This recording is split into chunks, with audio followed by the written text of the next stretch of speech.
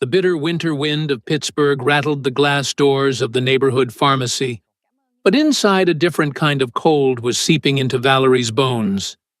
She stood at the brightly lit counter, her trembling hands pressed flat against the synthetic wood grain, watching the pharmacist meticulously inspect the golden band. Mr. Peterson, a man whose face seemed permanently set in a mask of sheer indifference, held the delicate ring up to the harsh fluorescent lights. Valerie swallowed hard, feeling a bead of cold sweat trace its way down the back of her neck, despite the chill in the room. The boxes of antibiotics sat on the counter so incredibly close she could read the fine print, yet they felt entirely out of her reach. Mr. Peterson placed the small piece of jewelry onto a digital scale, tapped a few keys on his register, and let out a heavy, tired sigh. He leaned forward, adjusting his glasses, and stated he could offer $200 for the piece, noting it was solid gold, but far too simple and lacking any precious stones. Valerie felt the floor tilt beneath her feet. $200. The medication for her severely ill children cost $250. She had completely miscalculated, or perhaps she had desperately deluded herself into believing that this ring, the sole physical memory of her husband Richard, who had died in a tragic construction accident 2 years ago, held greater worldly value. Tears welled in her eyes as she pleaded with the man, her voice cracking under the immense weight of a mother's desperation. She explained that her twin boys, Caleb and Ethan, who were only 5 years old, had been burning with a relentless fever for 3 days straight. The doctor at the free clinic had diagnosed a severe respiratory infection, warning her that their condition would rapidly deteriorate if they did not start the antibiotics that very evening. Her voice, thick with suppressed sobs, echoed slightly in the quiet store, causing a few customers waiting in line to avert their eyes in uncomfortable pity.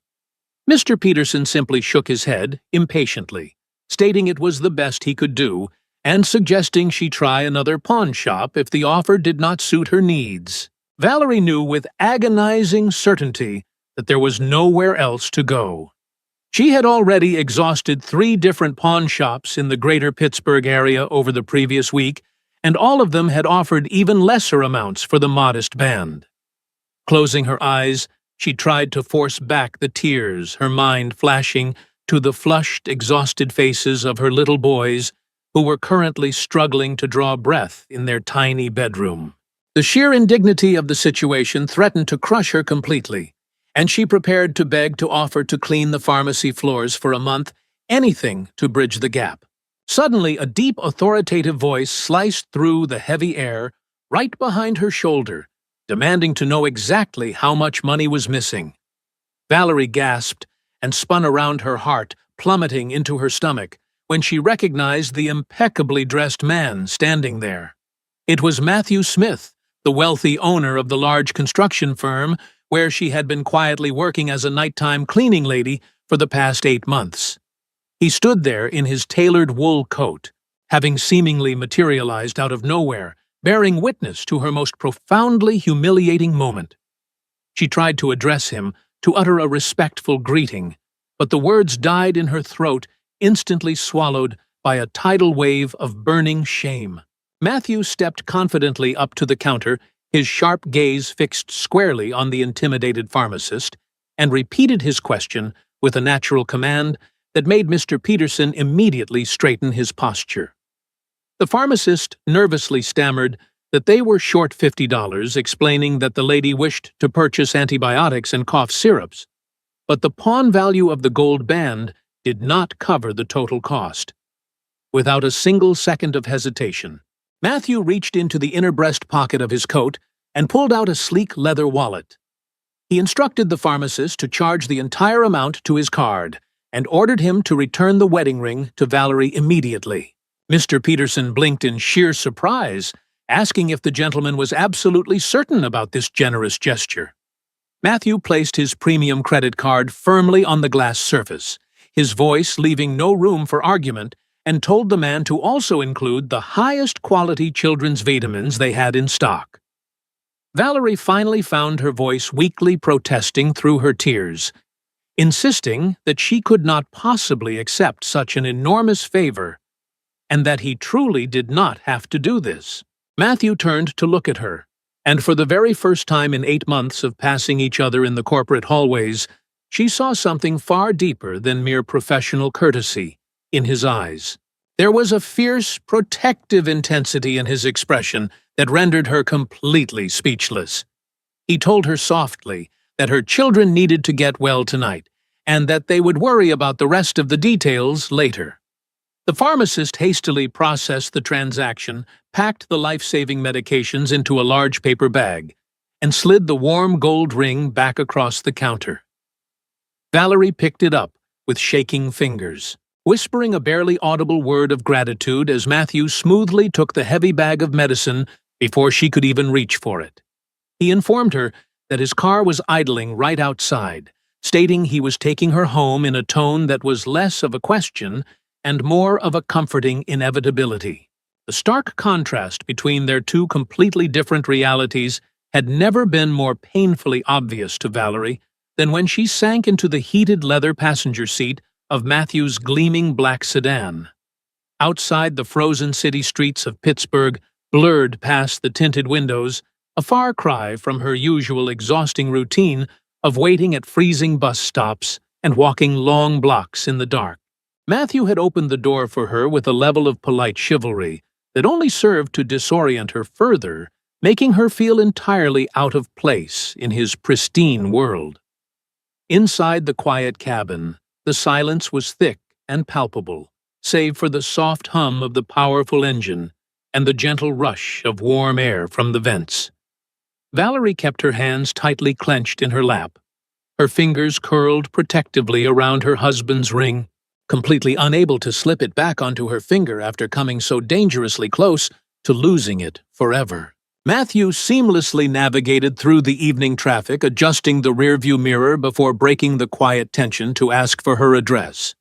She provided the directions in a subdued voice, feeling the heavy weight of every syllable as she guided him toward Millvale, a modest working-class neighborhood located about 40 minutes away from the glittering downtown skyline.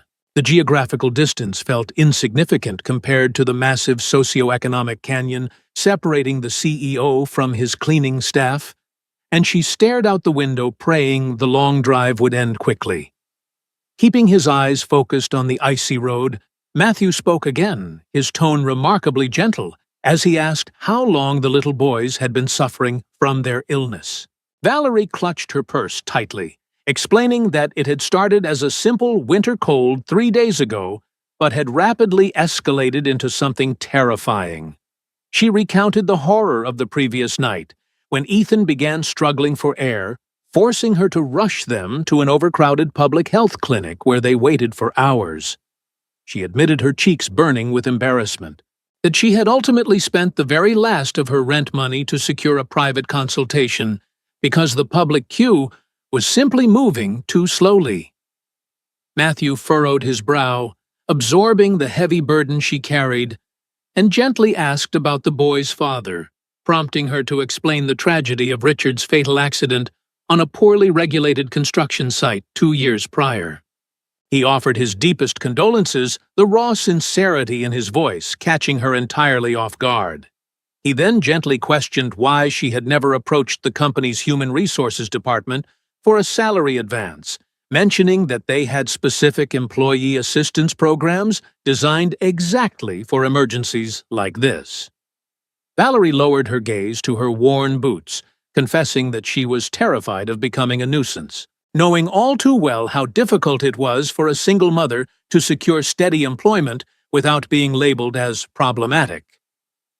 Matthew glanced at her briefly before returning his attention to the road, firmly stating that caring for desperately sick children was the definition of responsibility, not a problem. He went on to reveal that he had noticed her unparalleled work ethic, pointing out that she always arrived before the rest of the maintenance crew and was consistently the last one to turn off the lights. Valerie was genuinely stunned, having always assumed she was entirely invisible to the men in the tailored suits who occupied the top floors of the building. Matthew softly added that he noticed a great many things, his words carrying a subtle, enigmatic weight that made her exhausted heart skip a sudden, unexpected beat. Before she could process the meaning behind his statement, they turned off the main avenue and slowly entered the narrow, tightly packed streets of her neighborhood. The imposing luxury vehicle stood out like a sore thumb among the small, aged houses of Millvale. But Matthew looked out the window with genuine curiosity, rather than the haughty disdain Valerie had braced herself to see. She pointed out a tiny, weather-beaten blue house with a white picket fence, noting that despite its humble appearance, she tried her best to keep the miniature front garden alive. Matthew smoothly parked the heavy car alongside the cracked curb and killed the engine, stepping out into the freezing air before she could even reach for her door handle.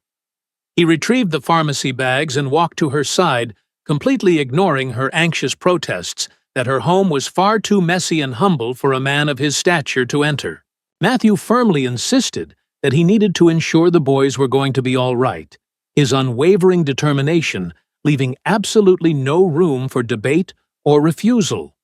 He kindly asked her to drop the formal titles and simply call him by his first name, as she nervously led him up the short concrete walkway. Before Valerie could even insert her key into the lock, the front door swung open to reveal Mrs. Rachel, her 60-year-old neighbor and trusted babysitter, whose deeply lined face was etched with sheer panic.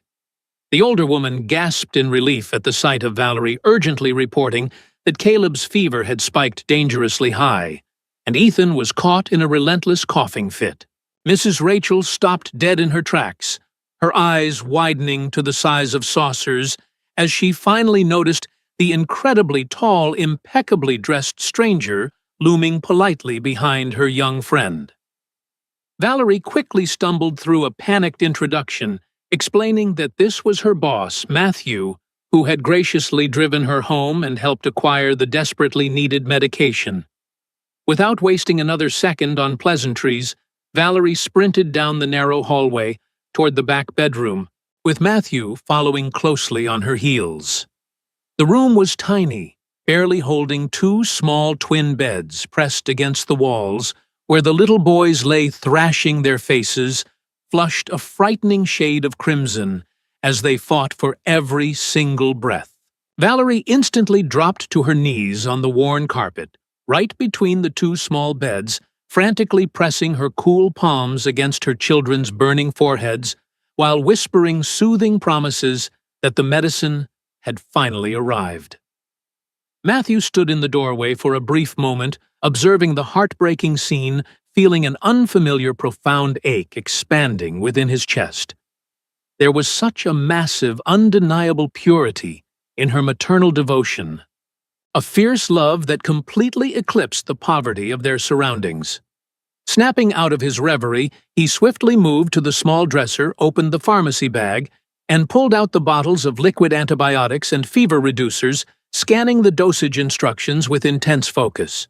He asked Valerie if she had a proper measuring syringe, prompting her to dash to the kitchen and return seconds later with the necessary medical supplies. Matthew took the plastic syringe, his large hands surprisingly gentle and precise as he measured out the exact dosage of the thick pink liquid required for the boy's weight. He walked over to Caleb's bed, first kneeling down and introducing himself in a soft, rumbling voice as a friend of their mother who had brought a magic potion to make them strong again. Caleb fluttered his heavy eyelids open, offering a weak, trusting nod, before swallowing the medicine without a single complaint. Matthew repeated the careful process with Ethan waiting patiently through a coughing fit, before helping the boy take his medicine, followed by a dose of the fever reducer for both brothers. He checked his expensive wristwatch, mentally calculating the exact time the next dose would be required, and assured Valerie that the dangerous temperatures should begin to drop within a few hours.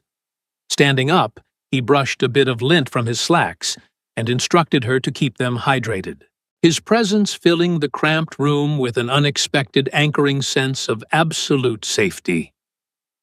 Valerie leaned against the doorframe, tears freely sliding down her cheeks, as she watched this powerful, wealthy man care for her fatherless children with such profound, uncharacteristic tenderness. She whispered that she had absolutely no idea how to ever repay him, declaring that he had literally saved her boys from a terrible fate that evening.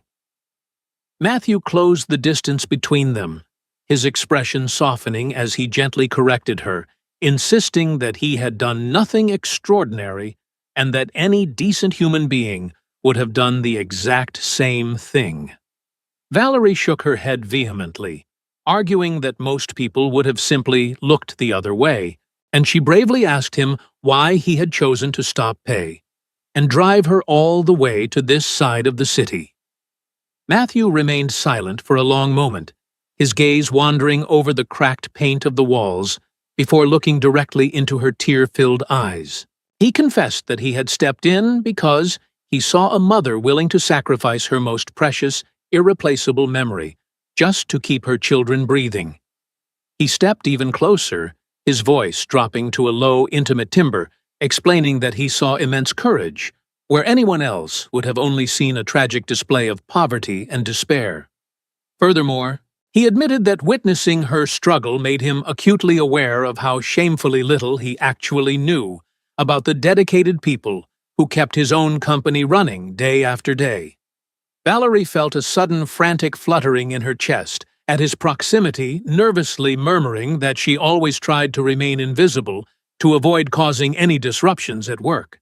Matthew looked deeply into her eyes, declaring that it was high time she stopped hiding, and explicitly ordered her never to endure such terrifying hardships alone ever again. When she asked what he meant, he firmly stated that, from this night forward, if she ever needed anything, she was to come directly to his office without fear, without shame, and without hesitation. He paused, taking a slow breath as if gathering his courage, and added that he genuinely wanted to get to know her outside the confines of the office as a woman rather than just an employee. The silence that followed his bold declaration was heavy, thick, with a swirling mixture of terrified apprehension and a fragile, terrifyingly beautiful hope. Valerie nervously stammered that she wasn't sure if that was a wise idea, pointing out the vast, seemingly insurmountable differences between their respective worlds and social standings. Matthew readily agreed that their backgrounds were different, but softly countered that different did not automatically mean incompatible, reaching out to gently brush his fingers against her trembling arm. He completely shifted the subject. Then, catching her off guard by asking if she had ever considered returning to school to pursue a degree or a specialized career path. She admitted that she had always dreamed of attending nursing school because she loved healing people, but the lack of funds and the demands of raising twins alone had buried that dream completely. Matthew's eyes lit up as he explained that his company had partnerships with local universities, specifically mentioning a grant program that could easily cover her tuition for evening classes while he adjusted her work schedule. He passionately argued that she possessed incredible potential and simply lacked a fair opportunity, smiling warmly when she asked why he would go to such lengths for her. He replied that she had taught him a vital lesson about true value that day, and that everyone deserved a fighting chance to rise above their painful circumstances. With the boys finally settling into a peaceful, medicated sleep, Matthew bid her good night, leaving her standing in the hallway with a heart full of wild, impossible dreams. The following morning brought a quiet sense of relief as the pale winter sun filtered through the thin curtains of the bedroom, revealing that the boys' fevers had drastically broken overnight. Valerie meticulously administered their morning medication, prepared a warm bowl of oatmeal, and settled them on the living room rug, with their favorite animated television shows playing softly in the background. At exactly 9 o'clock, her outdated cellular phone buzzed on the kitchen counter, displaying a text message from an unknown number that inquired about the health of her two young champions. Mrs. Rachel, who had popped over with fresh coffee, noticed Valerie's blushing hesitation and teasingly urged her to reply to the handsome boss who had played the hero the night before. Valerie quickly typed out a polite response, confirming that the fever had subsided and expressing her endless gratitude once again for his miraculous intervention at the pharmacy. Matthew replied almost instantly, expressing his deep relief and reminding her that she had the entire day off with full pay, strictly instructing her to rest alongside her recovering children. The simple, unprompted display of care sent a warm flush through her chest, making her realize how utterly exhausted she had been from carrying the weight of the world entirely alone for 2 years. Later that afternoon, Matthew called her directly, his deep voice crackling through the cheap speaker, asking if it would be intrusive if he dropped by after 7 o'clock in the evening to bring some supplies. Despite her initial protests that he had already done more than enough, the subtle hope in his tone broke down her defenses, and she found herself agreeing to his evening visit. When the clock struck 7, the heavy black sedan pulled up to the curb once more, and Matthew emerged carrying 3 large canvas grocery bags, looking strikingly handsome, without his customary tie, and with his crisp sleeves rolled up to the elbows. He greeted her with a bright, disarming smile, stepping into the small house and immediately dropping to one knee to present the boys with colorful memory games and beautifully illustrated storybooks. Caleb and Ethan, looking significantly more energetic than the previous night, eagerly accepted the gifts, their faces lighting up as this towering man sat cross-legged on the floor to explain the rules of the game. Valerie watched from the kitchen threshold, her heart squeezing painfully as she observed the genuine, unforced delight Matthew took in entertaining her fatherless sons. Eventually, he stood up and carried the heavy grocery bags into the cramped kitchen, unpacking fresh poultry, organic vegetables, milk eggs, and an assortment of high-quality staples she could rarely afford.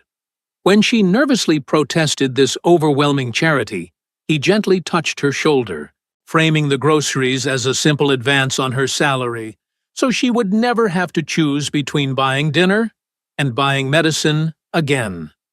To lighten the emotional weight of the moment, he rolled up his sleeves a bit higher and boldly challenged her to let him help cook dinner, claiming he possessed hidden culinary talents. They stood side by side in the narrow kitchen, the space so tight their arms frequently brushed, as Valerie prepared the rice and Matthew somewhat clumsily chopped the fresh vegetables. The initial awkwardness quickly melted away, replaced by an easy, flowing conversation where Valerie shared stories of her rural childhood and her long-buried passion for the medical field. In turn, Matthew let his guarded corporate walls crumble, quietly confessing that he had lost his own father when he was only 15 years old, thrusting him into the terrifying position of caring for his chronically ill mother. He admitted that he intimately understood the gnawing, suffocating fear of going to sleep, terrified of losing the people you love most, a revelation that forever changed how Valerie perceived him. They ate dinner together at the small, wobbly kitchen table, the boys eagerly devouring the meal and enthusiastically complimenting Matthew's vegetable chopping skills, which earned a loud, echoing laugh from the CEO. Once the children were tucked safely into bed, Valerie and Matthew sat on the faded living room sofa, maintaining a respectful distance, though the emotional space between them had vanished.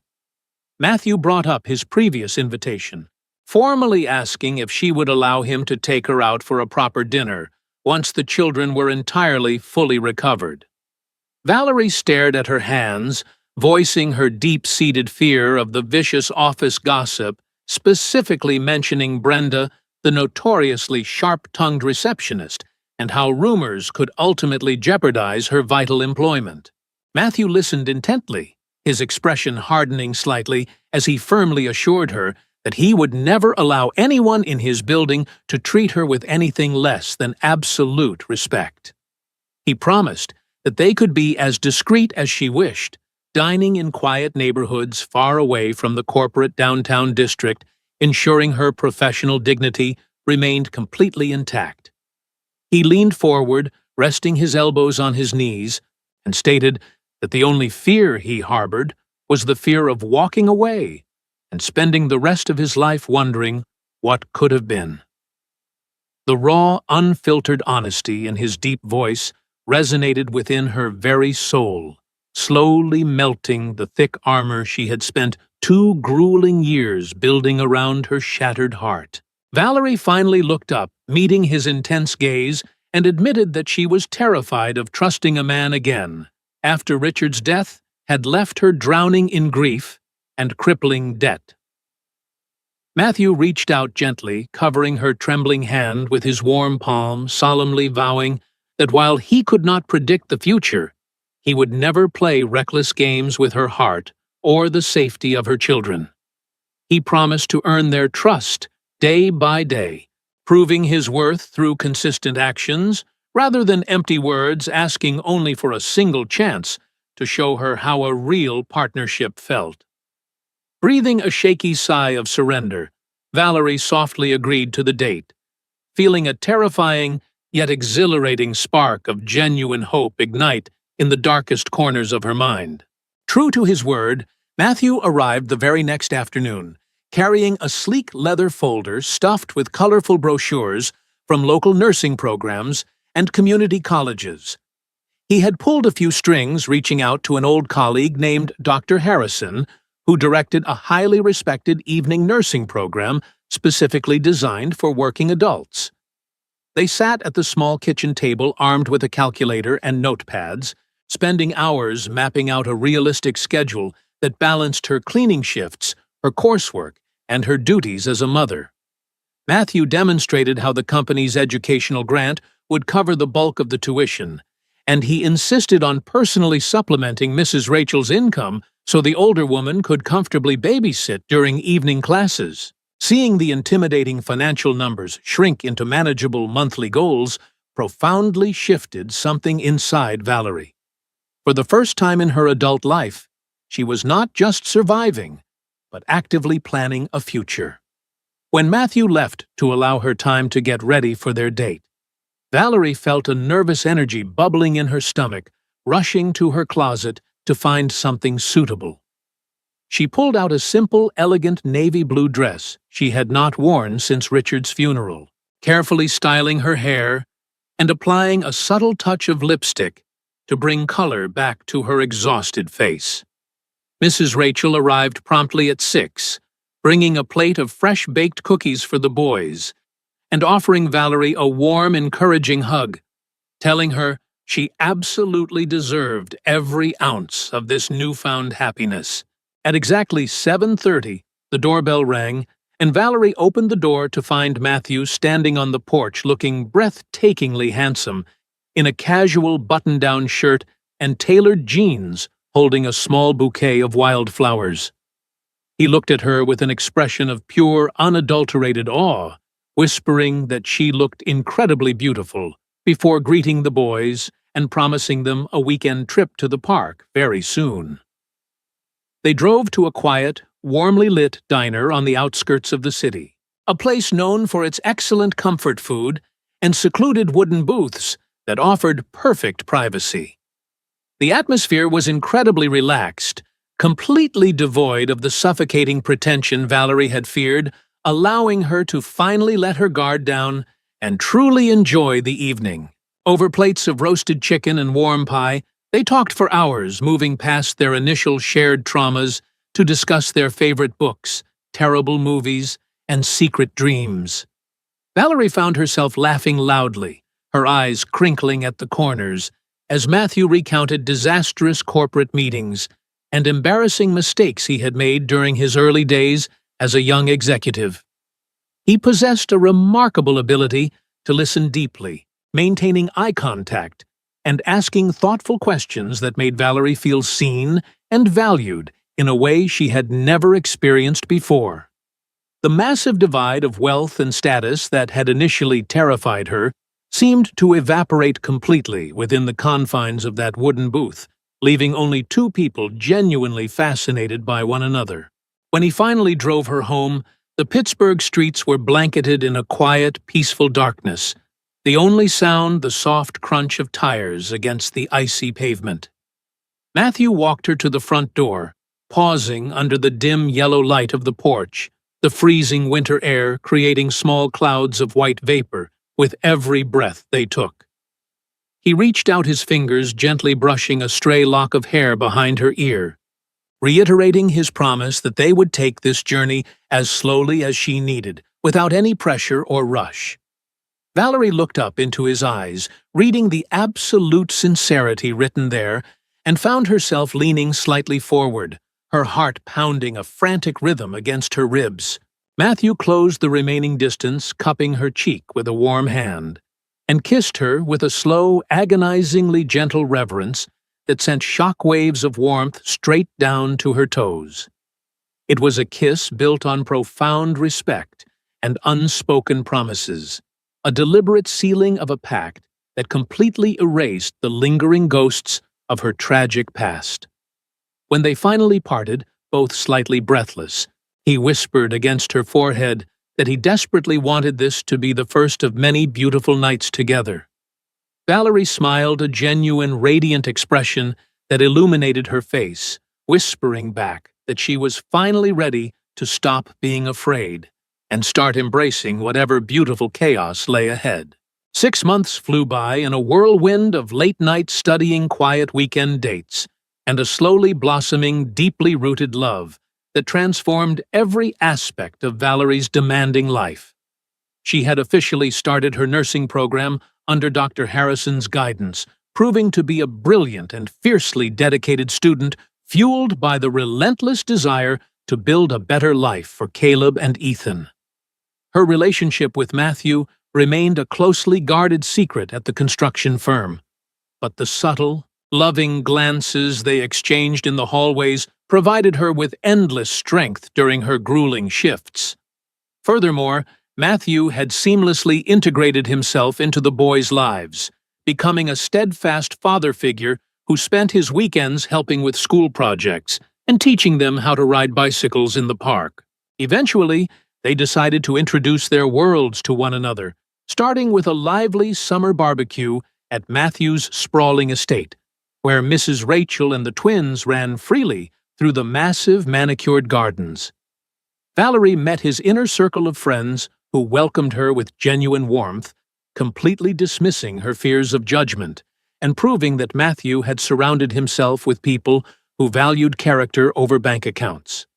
2 grueling but immensely rewarding years passed, marked by Valerie's exhausting clinical rotations, endless exams, and her eventual promotion to an administrative assistant role at the firm, championed surprisingly by Brenda, who had grown to deeply respect her.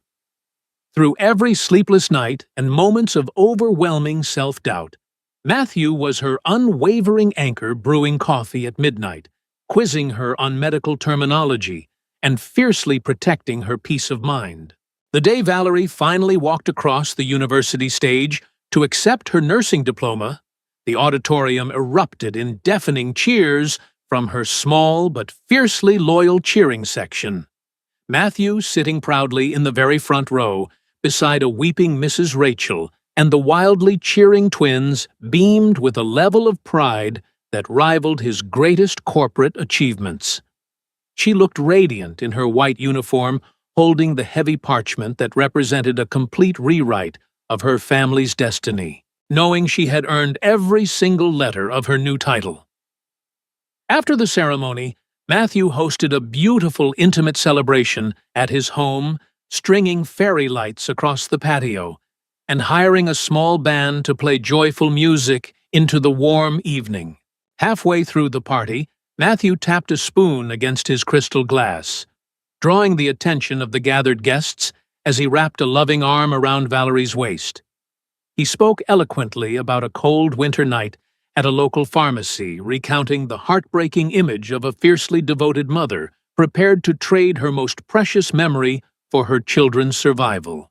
His voice thickened with emotion as he declared that witnessing her sacrifice had forever changed his understanding of true wealth, and that her strength had illuminated the darkest corners of his own life.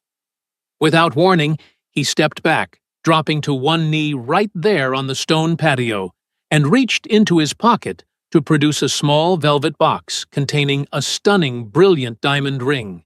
Matthew looked up at her tears shimmering in his eyes and asked the brilliant, resilient woman standing before him if she would do him the ultimate honor of becoming his wife and building a forever family. Valerie covered her mouth, sobbing tears of absolute unfiltered joy as she looked at Caleb and Ethan, who were jumping up and down screaming for her to say yes. She nodded vigorously, uttering a breathless agreement as he slid the exquisite ring onto her finger, sealing the promise with a passionate kiss while their friends and family cheered wildly. Later, as they danced slowly under the twinkling lights, she rested her head against his chest, realizing she had never needed to sell her past in order to secure a beautiful future. As the music played softly in the background, Valerie leaned against her new fiancé, reflecting on the arduous journey that had brought them here. She realized that life, with all its bitter winds and crushing weights, often pushes us to the very edge of our endurance, forcing us to make agonizing sacrifices for those we cherish. Yet it is precisely in our darkest, most desperate moments when we are willing to surrender our most treasured possessions out of pure, selfless love that destiny quietly intervenes. The universe has a profound way of rewarding relentless resilience and unwavering devotion. We learn that genuine humanity still thrives in the hearts of strangers, and that compassion can bridge the vastest divides of wealth and social standing. No matter how deep the scars of the past may be, or how insurmountable the present hurdles appear, maintaining faith in the goodness of others can illuminate paths we never knew existed. Ultimately, our greatest strength lies not in enduring hardship alone, but in having the courage to open our hearts again, allowing love, empathy, and community to heal our deepest wounds and rewrite the chapters of our lives with hope and lasting grace.